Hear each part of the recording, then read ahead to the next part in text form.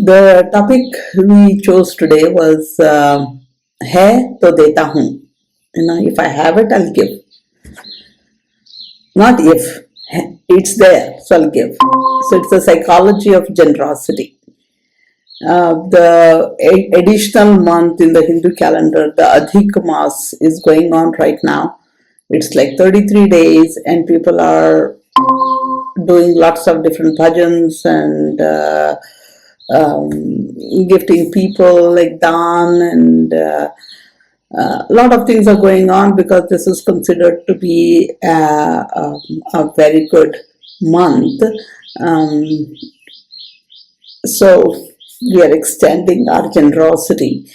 And I hear this, with people around, what should we give? How much should we give? 33 is what we should give. So, if I give 100 rupees everybody, it will be 3300. That's little too much. Or, discussions like what I should give, how I should give, who I should give. And that's not that generosity we are talking about here. This is something very subtle. They also say, there's a saying, what my right hand gives, my left hand should not know. I mean, it's that anonymity that I need to maintain. And this Hai Deta Hoon was from Kapil Dev. He is supposed to be very, very generous person, helping lots of people. And people asked him, how come you're so generous? He himself was not raised, didn't come from very great financial background. So he said, I have it, so I just give it. It's so amazing because he notes one incident when he used to go for cricket coaching. He saw that his coach would give this additional practice or additional attention to the VIP children, the rich children. And Kapil Dev used to feel bad. He said, there are some great players. If you paid attention to the great players, something good would have happened, better would have happened. And now you're giving to VIP children.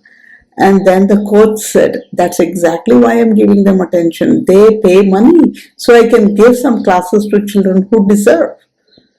And that was his way of giving. So it is not essentially giving in terms of money only. It is in kind, it is in my time, it is in my love, in my attention, in my compassion. Am I generous? There is a very strong notion in the society that stepmothers don't care for the stepchildren. They're always seen in the bad light. And there are many, many stepmothers who have been very generous mothers. And then she's praised. In fact, these days, surrogacy is a very common practice. So one of the one of the girls I know, she had through IVF her first child. And second, she wanted to go through surrogacy, but the fear was that she may not show as much love to the second one as the first one. So what's missing here is something I want us to consider. One is, this is definitely not just a moral quality. That something happens in my brain, something that doesn't want to give in as much, something that holds back. That is what I need to regulate. The nervous system I need to regulate. So something is more expanding within me. Something in me wants to give more, feel that oneness with the other a bit more. Somewhere I'm not operating out of fear, right? So generosity is just not mere giving to get blessings, that punya that I need to earn. It's not that. It's more deeply connected with how I function as a human being, not just in this month, not just when I see a beggar and I give some coins, but more on a daily basis across the situations, pressure, tensions, etc. It's all about my emotional regulation. How am I attached to giving itself, or people that I want to help? How safe do I feel when I give? There you may have run into many rich people. I know one of them who's like supremely rich, but then they have also farms. They take advantage of all the benefits that poor people need to get as agriculturists, as farmers. So having does not mean we are all willing to part. What is it that is stopping me from treating another being as one of my own? That's something. If I can work, then my neurobiology responds, my nervous system gets regulated. That's what we want to consider today. Now, the brain cannot be generous when it feels unsafe. So, the place we need to look into is where am I feeling unsafe? Where am I feeling threatened?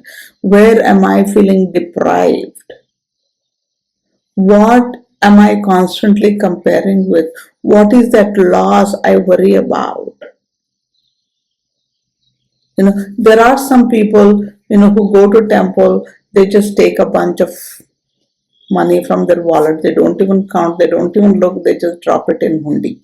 I mean, it could be out of fear of God, it could be just generosity as well.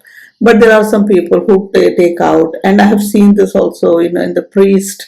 They'll say they put 100 rupees and they take the change back from that plate. That is also there. I mean, all kinds of people we would see. We cannot base it just by the action. I need to look at my own action and look at my thought process behind that action. Only then will I begin to see what is my emotional state before giving, during giving, after giving.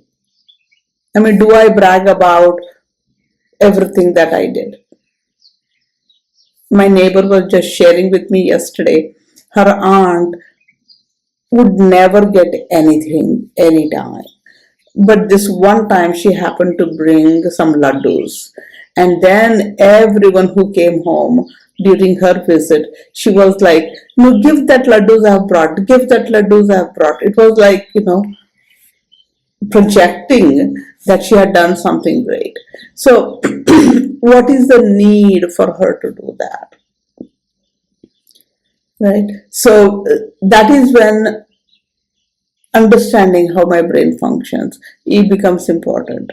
When I'm threatened, when I'm scared, when I don't feel safe enough, I get into this hyper vigilant mode. I'll be watching as to who is watching me put the money in the hundi, who is appreciating the laddus I got, who is listening or praising me for what I did for them. I start controlling the behavior. I become defensive when I'm not appreciated.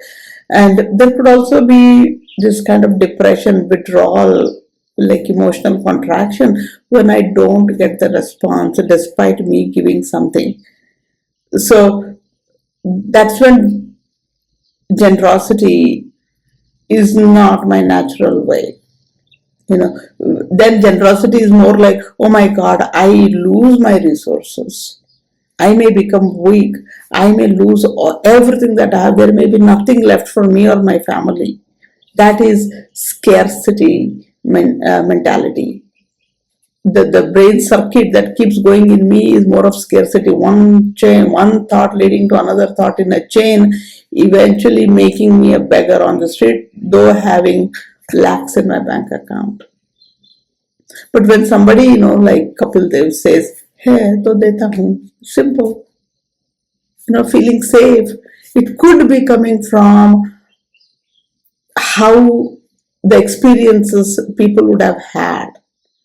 I had house help one time, and my neighbor wanted another person. So I told my house help, no, why don't you go help her too? So it will be neighboring homes. You can do my home, her home, and be done with it. And she was like, I mean, what she said really moved me. She said, my friend is working in your friend's house. I know the situation of my friend. She doesn't have any more houses. My house have had like 3 4 houses in the apartment, but that girl had only one. And if I take away that from her, where will she go? She's little weak. She's unable to do as much of hard work, and that's why my friend was looking for somebody else. So she said, I will help her become a little faster, become, I mean, maybe with additional stuff, I'll go help her, but I will not go replace her. Same thing, I would immediately say, okay, there is a opening coming up in that company. My friend may be working there, but I have a better opportunity or I have additional opportunity. I may go grab it.